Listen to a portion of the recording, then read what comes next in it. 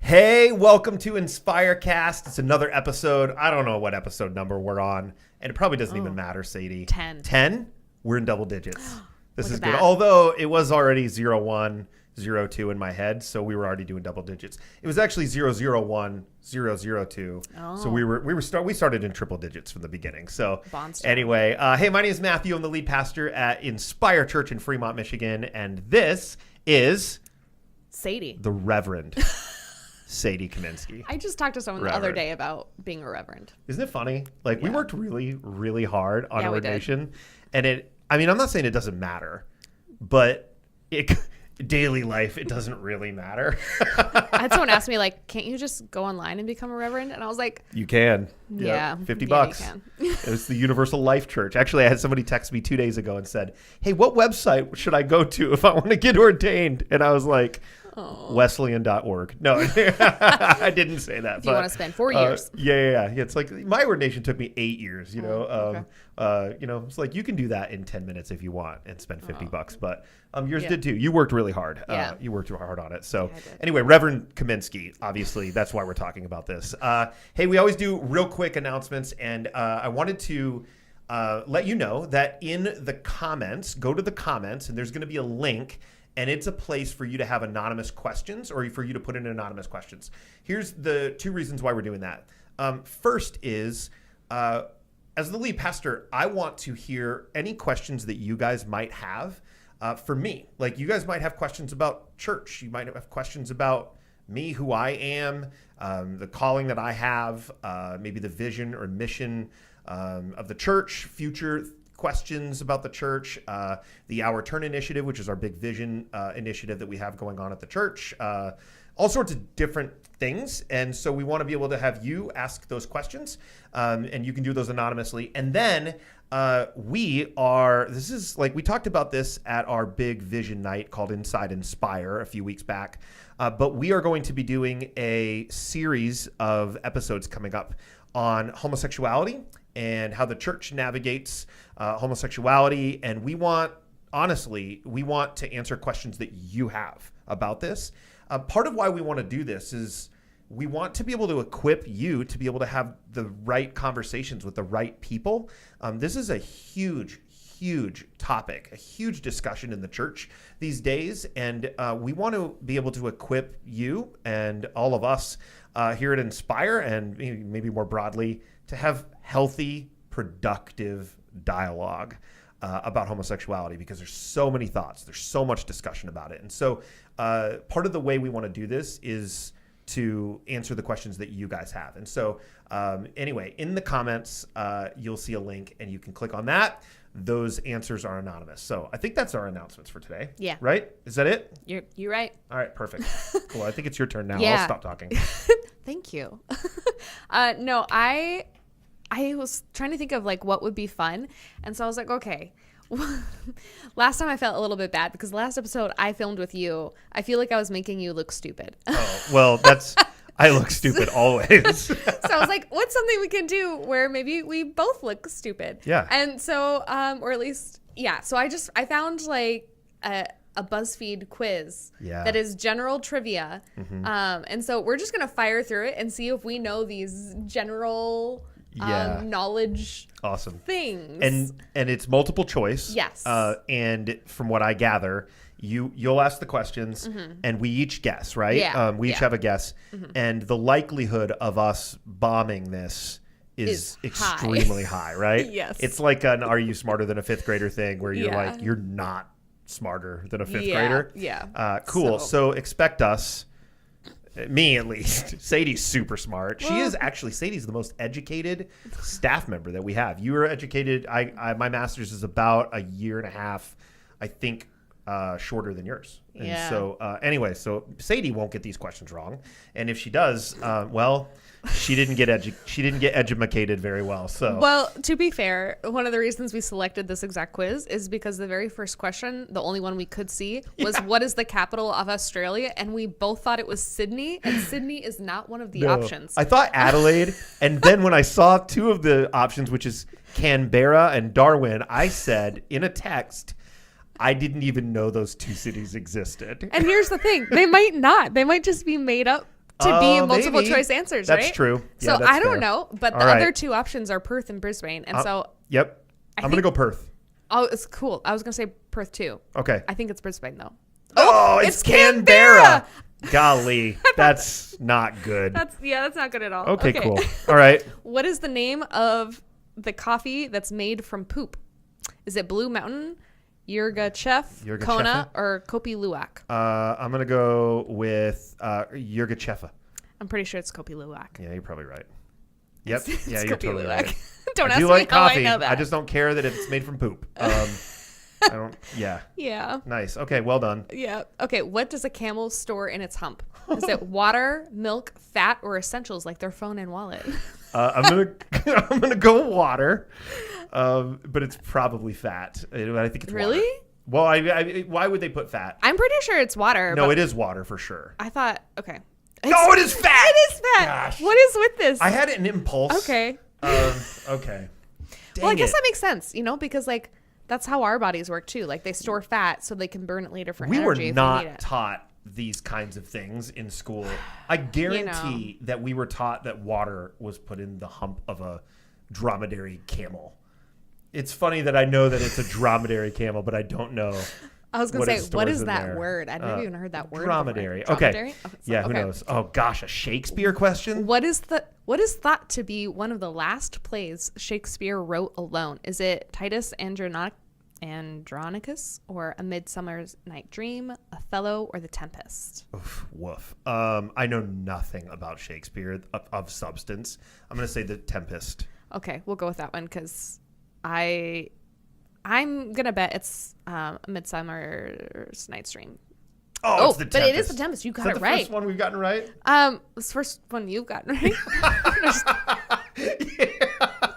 Fair enough. She said so humbly. Yeah, that's right. Okay. Louis Armstrong was a master of which brass instrument? Oh, I don't want to correct you, but it's a Louis Armstrong. Oh, sorry. And I know the answer to Okay, this. I'm not gonna lie. I was totally thinking of the bicyclist. And then it said brass instrument, and I went, "Oh no!" Yeah.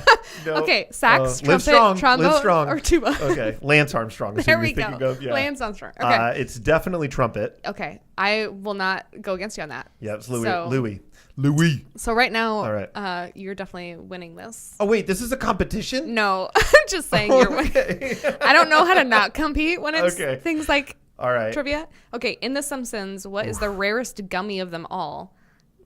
Gummy Venus de Milo, Gummy Statue of David, Gummy Diana of Versailles, or Gummy the Thinker? Oh gosh, I'm gonna do.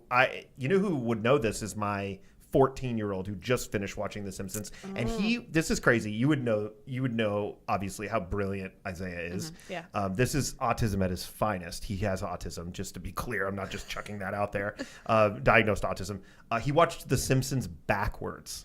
Oh, Isn't that phenomenal? I was Okay. like, why? And he was like, I don't know. I just wanted to do it. Yeah. I'm going to go Statue of David.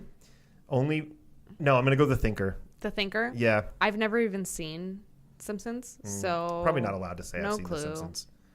Oh, it's Venus de Milo. Okay. We're not doing great here, Nope. folks. I didn't think we would do great at all.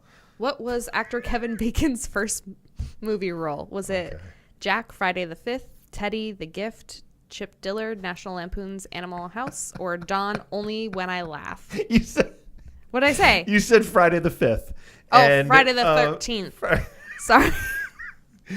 As everybody I calls can't it, even read. Friday the 5th. There's good alliteration. I have no clue. I can't imagine that he was in a horror movie, so I don't think it's Friday the 13th. I also don't know that he was in any National Lampoons. It's Animal House. Maybe. I'll do Animal House. You're going to do Animal House? That's a National Lampoon movie? I don't know. I didn't know that. I'm just going to say The Gift just to be different. Okay. Oh, you're right. Thank you. National Lampoon's Animal House. Okay. Cool. In which month was Julius Caesar stabbed? What? That's very specific. Was it July, June, August, or March? I bet the months weren't even correlated to our months today. Who knows, right? July would have been in winter or something. Yeah. August. I think it's March. It's the Ides It's of March. because it's the Ides of March. Oh. I don't even know what that means. In This my is head, not going well. for the record, in my head, I knew that the Ides of March was connected, but I had no idea Okay. that the Ides of March specifically meant that was when he was killed. Maybe I thought August because it was like Augustus. August. Us. Okay, what does IPA stand for? Irrigated Pale Ale, Yeah. India Pale Okay. Ale, Indianapolis Pale Ale, or International Pale Ale? I've heard. No, it's India Pale Ale. India? Yeah. Really? It's for sure Like India the Pale Ale. country? Like if they're talking about beer. Yeah. Okay. That's really weird that it's India. So I've been told. Okay. Where is Leonardo da Vinci's Cenacolo located? Oof. Cenacolo? I don't know. The fact that we can't even say what the artwork is Is it in Milan, clearly tells me. Florence, the Vatican City, or Rome? We'll go Florence. Florence? No idea. I'm going to say, just because it's in there, Yeah. Vatican City. Okay. Oh, it's in Milan. It's Milan. Okay. I hope you're following along Oh! with us and you're doing poorly. You know what's really funny? So it gives you the answer, right? Yeah. And Il Cenacolo is the name of the Last Supper. Oh. So the painting, the Last Supper, We're- is the one we just talked about. We're not doing well. This is getting worse. Yeah. Okay. We have multiple theology and religion degrees. Multiple. And I've never heard that. I've never heard that. It's probably because they always translate it for Multiple. us. So- What's your undergrad in? music? Yeah, okay. That's why we didn't get it, obviously. So, Yeah. my undergrad is in religion. And my master's is in, ministry and religion. Yeah. So, okay. What do you do? All right. Okay. How many time zones are there in Russia? Is it 1, 4, 9, or 11? Golly, 9. That's a huge landmass. Yeah, because that's a lot of Okay, there's that's a lot of longitude. yeah, I mean contiguous US we have 3 and it's not even near as big as Russia. I'm going to go 9. You're gonna go 9? Yeah. Yeah, I think that's my guess too. 'cause It does I span- feel like yeah. it's got to be more than 4, Yeah. right? I mean 4 was my impulse, but that doesn't even make sense. Yeah. I'm going to go 9. Oh, it's That's 11. That's so many. Okay. You'd get jet lag traveling within the country. That's amazing. Okay. To be fair, I don't think many Russia- people inhabit all of Russia. Like Yeah. I think it's I mean, it is pretty. more in one area, right? that's Rather true. than equally spread. Yeah, that's probably fair. Okay. Which country drinks the most beer per capita? Is it the U.S., the U.K., the Czech Republic, or Germany? Oof. I'm going to go Germany.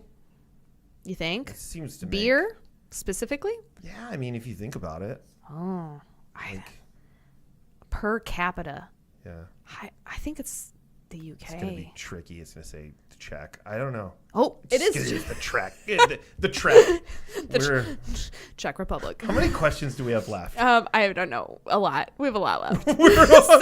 We're on Oh, hey, 13 we should get this one though. of 60. Yeah. Which is below is not a Great Lake. Is it Oh. Lake Huron, Lake Chillon, Lake Ontario, or Lake Erie? Thank It's God. definitely All right, that one. It's Okay, Chelon. we know which, or I didn't Kellen. even- I don't even know how you No, say it. yeah, okay. Well, we got that one right. Yeah. Did you know that 4 of the 5 Great Lakes prefer Michigan? Yeah, okay. It's a saying. Four of the 5 Great Lakes touch Michigan. Okay. Isn't that fascinating? We're right. just cool. Okay. Should we just go until like 15? Yeah. Okay. Here we go. Which country invented tea? Is it England, Japan, China, or India? Gosh, I want to say it's England, but It's we're not. going to get tricked. It's China. I think it's actually Japan. God. But it's probably Really? China or it might be India chai tea. Yeah. I'm gonna say China. China? But it's probably Japan.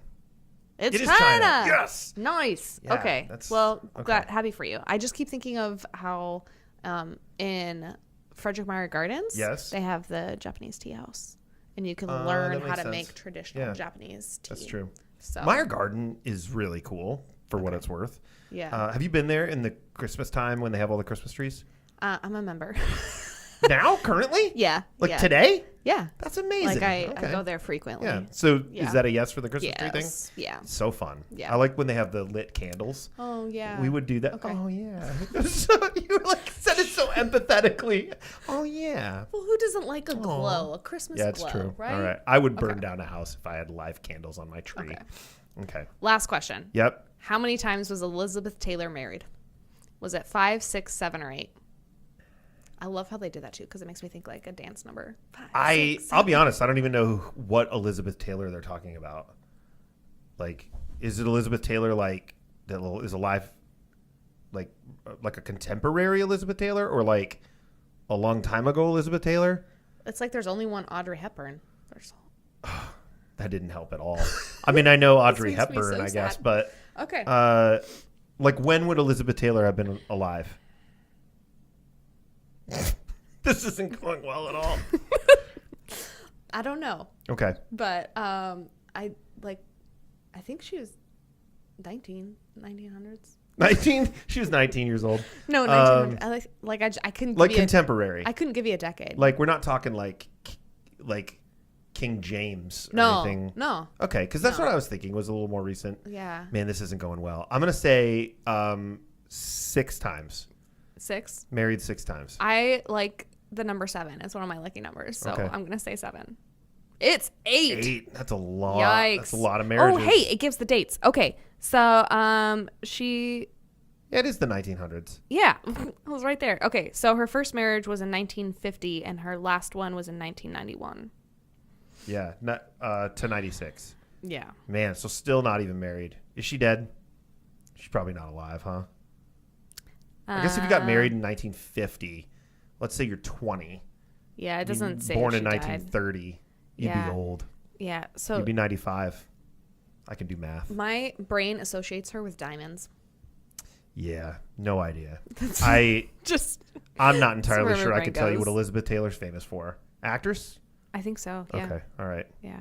Okay. I like how you were very confident. You were like, well, it's like there's only one Audrey Hepburn. Well, but now you're yeah. not entirely sure exactly what she did. No, I like because I don't watch black and white movies. Let's do another question actually, here. That's not okay. One more. Who discovered penicillin? Is it Alexander Fleming, William T.G. Morton, Marie Curie, or Nicholas Flamel? Man, can we do a different one? Well, it's not Nicholas Flamel because that is from Harry Potter. Oh, that's hilarious. I don't read Harry Potter. Sorcery, you know. I'm just kidding. No, Isaiah loves Harry Potter. I'll say Alexander Fleming. Yeah. I feel like that's an actual confident answer. No, I'm with you there. We're right. Yes. High five. That's Nice. a good. Let's end Thanks. on that one. All right, we we'll end both on got that it right. Golly, that was rough. That was. We didn't even finish it because I feel stupid It would have after gotten having worse. done that. I just want to say Would have that gotten I worse. apologize for how boring that may have been for you, but well, maybe it was really delightful for you to see us get those questions wrong. yeah, but most educated person on the staff got like the coffee Yeah. question right, and that was about it. yeah, that's true. I apologize for us being your leaders. That's what it is. Jason, who's running our tech right now, is probably just laughing at our stupidity. We are right not now, smarter than so. fifth graders. Yeah, it's And- true. Jason, you don't have a microphone, but I'm glad you're doing this. Jason's Yeah. a rock star volunteer. Yep. Super thankful for you. Ugh. So anyway, Yeah. we're looking off camera. You're awesome. I'll give you a fist bump. Well, Nice. there's one thing we can say for sure out of Yeah. all of this, and that's that you don't want us on your trivia team. No, that's so true. No trivia nights, unless it's like The Office. I would crush at that. I would actually crush at that. But hey, we are we're continuing a series that we've been working through called "What Is It Like to Be a Pastor?" And the idea is that we want people to be interested in ministry, and we care about young people being called into ministry and all sorts of things. And part of it is its attention, because we do believe that ministry is a calling. Yeah. And stuff, but sometimes you have to kind of understand even what ministry is like in order to even realize or take interest in it, or to even realize you might be called to it. And so it is a bit of a tension, because we don't want to just be like, yeah, anybody who wants to sign up to be in ministry, you should do that. But we do want to try to give people a picture of what it is like to be in ministry, and to use this as an opportunity for people to maybe this strikes a chord. And so today, I'm so excited about this, Sadie. Today we're talking about preaching, and honestly, like just day in and day out, I don't know anything that's more interesting to me or something I'm more passionate about than preaching. And so I'm super excited to talk about this today. Yeah. It'll be fun. Well, I just want to know, what is your sermon prep process look like? Because I think we all do it a little differently. Yeah. So what's yours look like? Yeah, so it's changed because now that I'm preaching, 35, 40 times a year, Sundays come every 7 days, don't they? Yes, yes, they do. And so it has changed a bit. Yep. I've had to tweak it, but I mean, a lot of it, and it sounds super cliche to say this, but it would be very irresponsible to not even mention it. But so much of it just begins with prayer, right? And begins with what is it that God would want us to say? And so assuming that we know what we're preaching for a sermon series, because that's part of it is is it going to be a standalone sermon or a single sermon, or is it part of a series?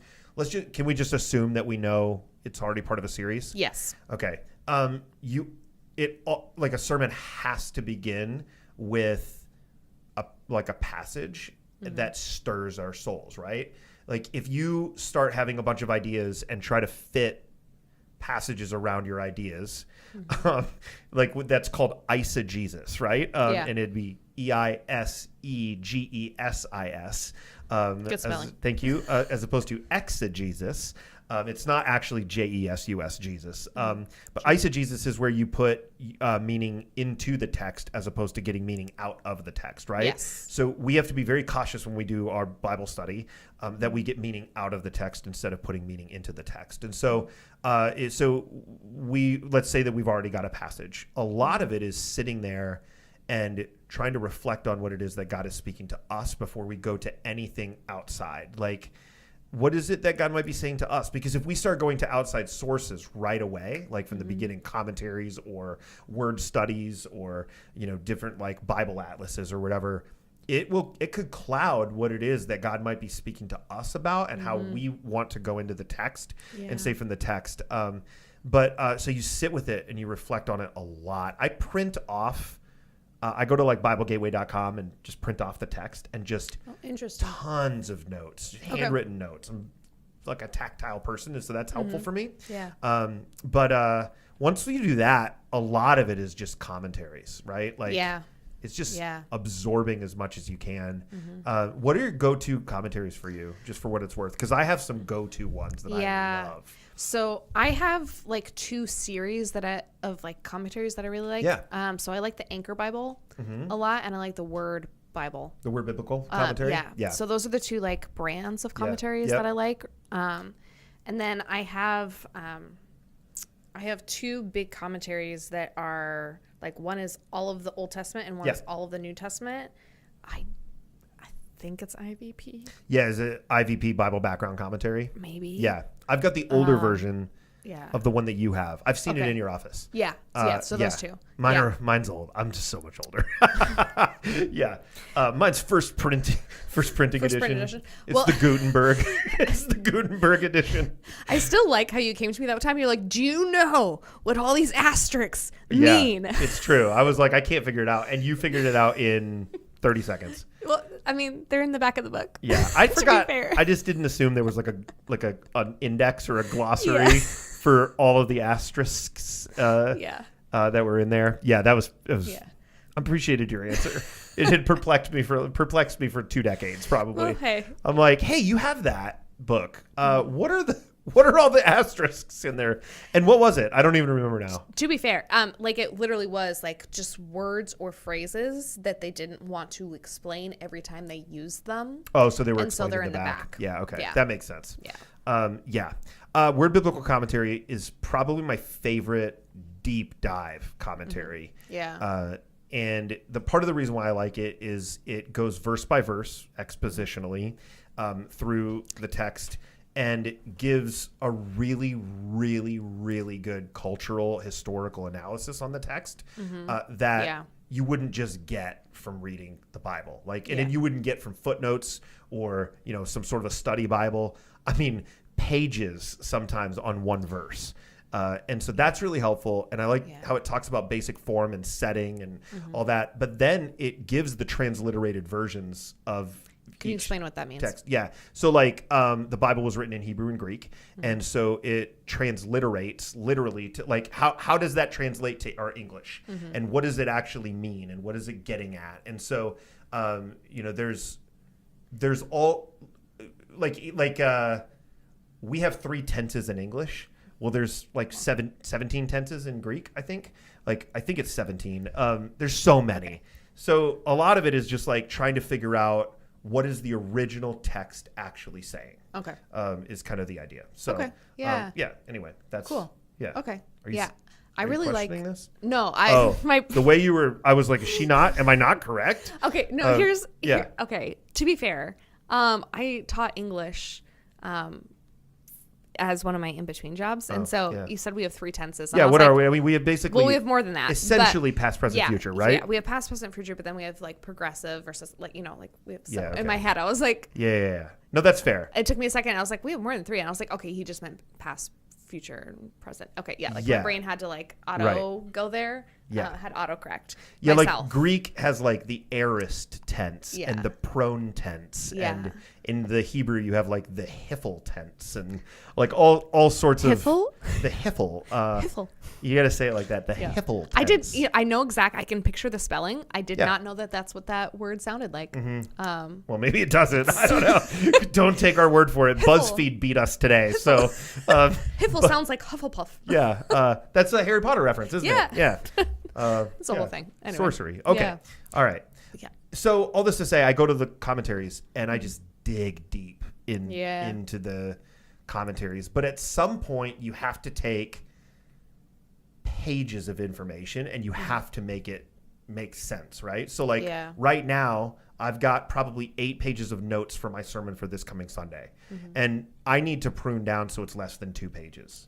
So a lot of what you do is you do more study than you need and then start pruning away. Like we often say the best sermons are the ones that have hit the delete button, right? Because otherwise you're going to say too much. Yeah. So one of the most important things to get to is like, what is the one sentence you want to say that will connect with people that they're going to remember? So some people call it a sticky statement or a big idea or a controlling idea, whatever it is. But if you can't, the idea of that is if you can't say what you want to say in a sermon in one sentence, then it's not clear to you. And if it's not clear to you, then it's not going to be clear to a listener. Yeah. Right? Yeah, that's fair. So like this weekend, this past weekend, like we're filming this right after the first weekend of the bridge building series. And I was talking about Andrew, there's no Andrew that I was talking about, Simon, the zealot, and Matthew, the tax collector. And the statement that I was building toward the entire sermon was this statement. And it was, we're just a bunch of zealots and tax collectors trying to figure out what it means to follow Jesus. Like that was what I wanted people to remember. And like, it's sticky enough that it's like what I'm remembering right now, but we're just a bunch of zealots and tax collectors trying to figure out what it means to follow Jesus. So if you can't say it in that succinct a way, it's not clear to you, and it's definitely not going to be clear to your listener. How do you prune down to get to like one sentence? Because that's the hardest part. It is hard. I think I tend to be verbose. When I come up, because I like in my head, the way that I think is I have all of these thoughts just like almost visually in a cloud above my head out in front of me. It's like they're all up here, and I am just trying to pick and pull them down into what's right in front of me. And so trying to figure out how to word that is hard for me. And I am such a word person. Like my parents laugh at me because I'm very literal. And I deeply, deeply care about the words that I choose. And sometimes here's the part that drives my family crazy. Sometimes I'm like hyper literal. I'm like, this is exactly what this word means. Forget the context of how people use it, but this is what this word means. And then that is not always the most productive way to do it. But you can get stuck on that for pages. But then sometimes I'm the opposite. I'm like, okay, this word would be good, but like everyone else will understand it this way, and that's not what I mean. So like I'm trying to, I honestly, it is the grace of God that I willow it down to one word. And willow, why did I just say whittle? I meant to say whittle. Like, with wood. You were thinking of the movie, that weird movie with Willow. You ever seen Willow? No. It's a weird movie reference. Okay. Jason, you know Willow? Yeah, you do. Willow is strange. Hey, I meant whittle, like wood, like you whittle that it makes sense. down. But I said willow, so I guess it's still wood related. We often talk about sermons that it's like art. It's because the process for sermon prep is not it's not science. No. It's more art than it is science. Yes. And so in that sense, sometimes the process is very much like a struggling artist, where there are days where the artist makes a ton of progress and the artist can see where the painting is going. Yeah. But then there are days or days, literally days, multiple days where it feels like slog and you're like, I can't see the painting. I can't see what's coming. And the best ones are actually the slog, because you sit there and wrestle with it and chew on it, and you don't carry all of your assumptions and all these things that you want to bring to the text. Yeah. And so, but it is an incredibly relentless process trying to figure that out. Yeah. And like, I will say my absolute favorite part of doing sermon prep is the moment where there's this hot mess express situation all over all my papers and my documents, got the commentaries all open, and I've been trying to figure it out, how to present the material and the message that I feel like God has given me. There's a beautiful moment that happens every single time I preach so far.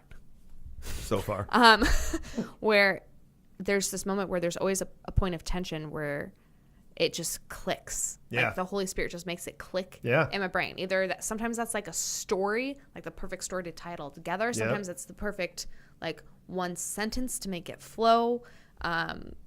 It changes, but that one moment is what I live for, because that's the moment where I know like there's no way that I would have done that on my own. Like what I did on my own was the struggling to make it all work, and then that Holy Spirit moment where it just clicks. It's like the last puzzle piece just goes, and then it's like the whole thing comes together. That's the moment that is so beautiful, and that's cool. Totally Holy Spirit. And so that's my favorite part, but that's like how it all kind of goes, if that makes sense. You know, so totally. What is your favorite part? One of the things I love is when I'm like, okay, this is the content that I'm going to use. Like everything else is kind of weeded out. Like I'll use that later. I'll use this. You know, I could use that in a year, that thought that I dumped out. And I've got a whole collection process, which we can talk about, the whole buckets, chunks, and marinade. I've got these folders that I use, you know. When I land on like, okay, what is the content that I want to use? My favorite part is actually sorting through and organizing in a way that builds the most tension for the listener. So now it shifts away from like, what is the text saying and what is God wanting me to say?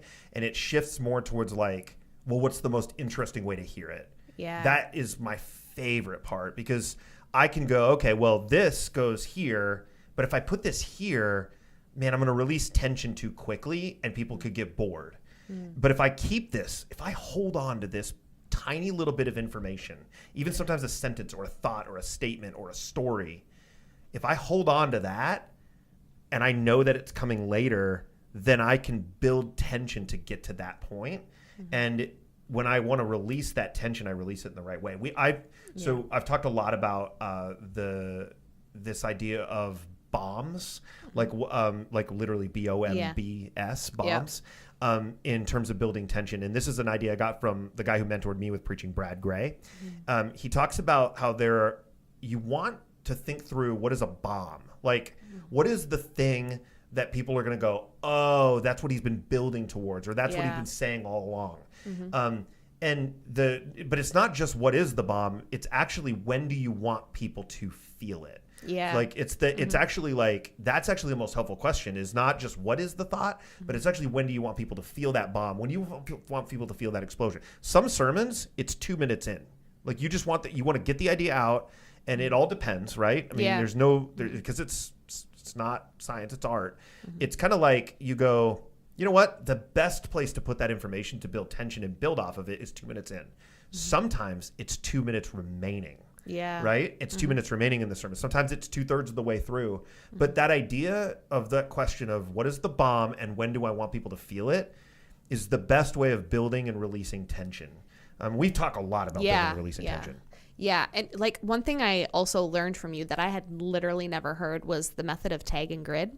And so just to explain this for a little bit, basically the first time I preached here is you had me run through my sermon, and then we went through all of the examples that I was going to give, or you call them windows, Yep. Of how what I was saying might apply to someone's life. Yeah. And so we listed out all the different people that attend the church, like single parents, young adults, like couples with young kids, couples who are empty nesters, like Yeah. we go through all of the people, and then every example that I had come up with for my sermon, who did they apply to? Because not every example applies to every person. No. And so my very first sermon, there was like a gaping hole where none of my examples would have worked for single moms. Yeah. Or single parents. And so I was like, well, that's not good. Yeah. Yeah. And so then I texted my friend Michaela, because she was a single mom for years. I was like, okay, Michaela, like, help me out here. Yeah. What did you do during the season of your life that worked, And so then I actually infused some of what she said into my sermon, like I love that. her direct quotes and her examples. And so like tag and grid is something that's super helpful, and I've actually passed that forward to other people. Yeah. Because that's just not something that, like, it's a super helpful thing, but like if you're just sitting in the worship center, I don't know if people notice or think about how hard we work to try to make sure that that it connects. Like both, whether that be like, you've even taught me that like you have to incorporate some form of levity like every 7 minutes. Yeah. Well, the joke is that good communicators have moments of humor every 7 minutes. It doesn't need to be good humor. It just needs to be humor. Like you just need to let people breathe, because that's 7 minutes is a long time for content. Yeah. So that's the idea. Yeah. So like things like that. Never would have thought about. Yeah. But it's super helpful, because I also think it's true. And so like as I've watched other people's sermons at other churches and watched my friends preach, like I feel it. Yeah. Like now that I'm aware of it, I'm like, oh, now would have been a good time for a joke or a story. Or like they didn't think through their tag and grid. Yeah. They didn't think through the best windows. That it's like that content didn't connect with the right people. Yeah. And it feels, you can almost like intuitively sense that, but you don't know why. Like you don't understand why that doesn't connect. Yeah. But it's because that work of tag and grid or windows is really, that's really hard work. Like it can look natural, and the way you do it is like, it could be like, so maybe you are a ... or maybe you have this ... Like those are the windows. And windows, the idea of windows is like, when you're preaching a sermon, when it doesn't connect and it's just like historical contextual information, all of that, we often say that sermons are like walking and staring really closely at drywall, and you can't see in or out. There's no reflection, right? And so all of a sudden there's a point in the sermon where as you're walking along the drywall, you hit a window. And you can see out now, and you can see the reflection of yourself in, and as you're looking, inward to yourself. And the best sermons are the ones that have really thought through those windows in a lot of ways, because it makes the listener go, oh, wait a minute, I thought they were just talking about a text, but they're actually talking about me. Yeah. Like, and sometimes it's releasing tension in that right spot that gets people to realize it, but I think the reason why a lot of preachers, when people say, well, it was just good information, but it wasn't practical, is because they haven't thought through those windows. They haven't thought through that tag and grid, or it's just boring. Like, we have the best story in the world to share. Yeah. And part of why I'm so passionate about preaching is that I get angry when people I get frustrated, not angry. I get frustrated when people take the best story ever told and make it boring. It's the most compelling story imaginable. And these characters and situations and scenarios, like people are alive. These are real people in real settings, or, like these stories that are regularly told in an oral tradition that people would have known, that have been passed down for generations, or these parables with deep amounts of meaning. And it's all related to like the good news of Jesus. How can you share that uncompellingly? Like, no, it's got to be so compelling. And so a lot of the tension that we talk about is what makes a story or makes a sermon be told in a compelling way. We've talked about the balloon analogy, right? Like tension is like blowing up a balloon, and sometimes you'll blow up the balloon, and like you blow up the balloon too fast and it just pops, and you've released tension too quickly. But if you blow up a balloon and you take too long, people will get bored. You're like, come on, just get to it. But if you can blow up the balloon at the right pace and you keep people on the edge of their seat, they're like, what's going to happen? What's going to happen? What's going to happen? What is he getting to? What in the world is he trying to say? Like, okay, how do you take all this information and plug it into one sentence? Yeah. It's so cool when that happens because people get the best story ever told. So I'm deeply passionate about it. Yeah. Yeah. As you were talking about the balloon analogy, it made me think of 41 Hours and the game that I played. At 41 Hours, which is like a pastoral retreat, they had this game where they, like, every question you got wrong, or like if you gave a bad answer, then you had to use a bike pump to blow up a balloon, like 5 pumps, and there were 4 teams competing, and then it was going towards a nail that, like, as the balloon got pumped up, it was going closer and closer to the nail. And I totally had this hilarious moment where the topic was pizza toppings, and I went first out of all the teams, and my brain panicked and I said asparagus. You know, the common pizza topping of asparagus. So it was so funny because they're like, okay, ready? You gotta name a pizza topping. And then I was like, asparagus! And then just like the whole crowd. Hundreds of people. Hundreds of pastors. Yeah. So the whole denomination now knows me as the girl who puts asparagus on her pizza. Yes. But the funny thing is, I've literally never had asparagus on pizza. I don't even like asparagus. That's so funny. That's really funny. It was 100% an anxiety answer. Yeah, that's good. 100%. It was a BuzzFeed quiz. You did not get it correct, did you? No, auto fail. That's really funny. And my friend Michael was emceeing that particular game, and so he even looked at me and was like, "What?" He was like, in Sadie's defense, she doesn't like pizza. And so I was like, that's true. Like, I eat pizza, but like, that's really funny. Yeah, I remember that. You made us proud at Inspire. It was a moment. And then someone found a picture of asparagus on a pizza. Yeah, Jesse in like went a Google and Googled search. it. Yeah, he Googled and then it. texted our entire staff thread. That was worth it. And then a week later, my mom came up to visit, and we went to a waffle place down in Grand Rapids, and she ordered a waffle with asparagus on it. Weird. And I was like, I don't know where it came from, but apparently it's genetic. That's so funny. So, what do you know?